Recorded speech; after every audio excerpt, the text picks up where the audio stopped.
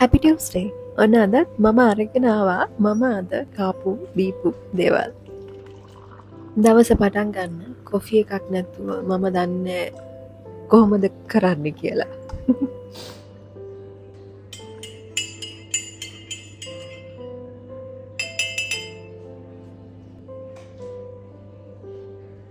මයි බබයි දෙන්නම සාමාන්‍යයෙන් උදේට කන්නේ නැති ජාතියේ දෙන්නේ. එතකොට මේ තමයි අපේ උදේ දවල් කෑම එක.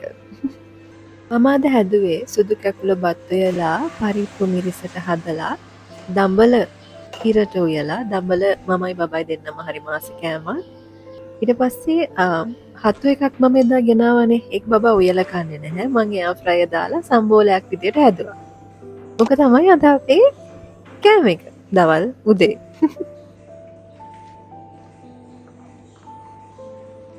බත් කෑවහම මම ටොෆියක් කනවා.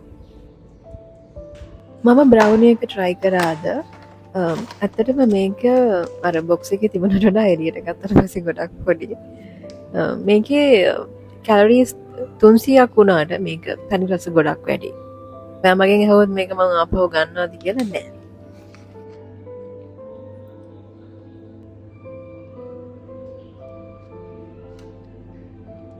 එකම කන්නේ භාගයක් කන්නේ. ඒකට කැලරි කවුන්ට් එක වෙන්නේ 150. භාගයක් බබා එක ෂෙයා කරගන්නවා.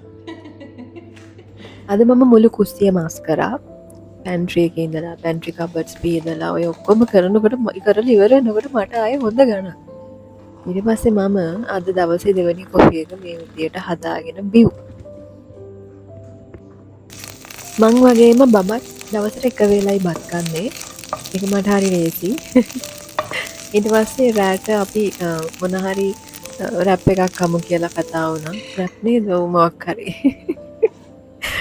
ඒකට මම චිකන් කලින් ගෙනාපු එකෙන් ටිකක් ඉතුරු කරගෙන ඒකට මම මිරිස් කුඩු ওই 3-5 මේවා දාලා කෝර්න්ෆ්ලවර් දාලා පොඩ්ඩක් ෆ්‍රයි කරලා ඊට පස්සේ ලුණුයි ෆෙටා චීස් තියනවා. ඊට පස්සේ අර චිකන් ටිකයි දාලා හදාගත්තා.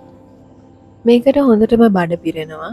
අර අපි හොඳට කාලා නිදාගෙන පුරුදු නිසා අපි නෙමේ මම සමහර දවසට මට පොඩි දෙයක් ගත්තාම රැට නිින්ද යන්නේ. ඒක අර අපි පුරුද්දට ගිහිල්ලා හොඳට බඩ පුරවගෙන නිදාගෙන.